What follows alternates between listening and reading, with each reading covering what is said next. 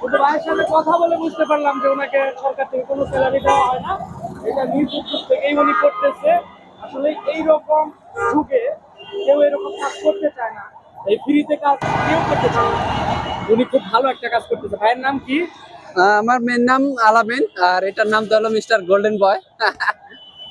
Mister golden boy আর কি, যে টপিক নিয়ে এবং শব্দ দূষণ নিয়ে, পরিষ্কার পরিচ্ছন্নতা নিয়ে, যে তিনটা জিনিস নিয়ে সচেতন করতেছি। আমার ইচ্ছা আছে যে সরকার সংশ্লিষ্টরা যাতে কথাগুলো কানে যায়, তাদের যাতে সারা বাংলাদেশের মানুষের কানে কথাগুলো ভাইরাল মানিক ভাই ইন্টারভিউ নিতে আছে, আপনারা দেখতে থাকুন।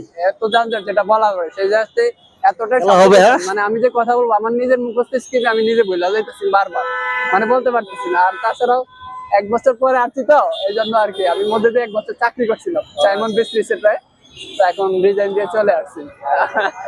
যাই হোক, ভাইয়ের জন্য দোয়া রইল ইনশাল্লাহ। অবশ্যই।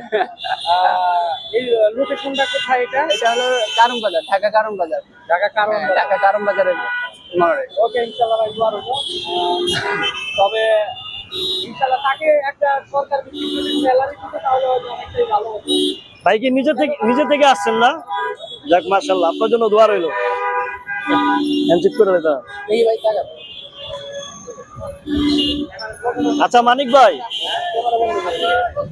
ভাই আপনি কি যাওয়ার পথে হারা দেখছেন? হ্যাঁ হ্যাঁ, যাওয়ার পথে। মানে দেখার পরে নাইমা তার সাথে, এই তো ভাই, কি অবস্থা? মানে যাওয়ার পথে নাইমা তার সাথে আর কি কথা বলছেন। যাক, আপনার কাছে কেমন লাগলো এই যে হ্যার যে কাজগুলো, আপনার কাছে কেমন লাগছে? হ্যাঁ, খুবই ভালো লাগছে ভাই, খুবই ভালো লাগছে। আপনাকে অসংখ্য ধন্যবাদ।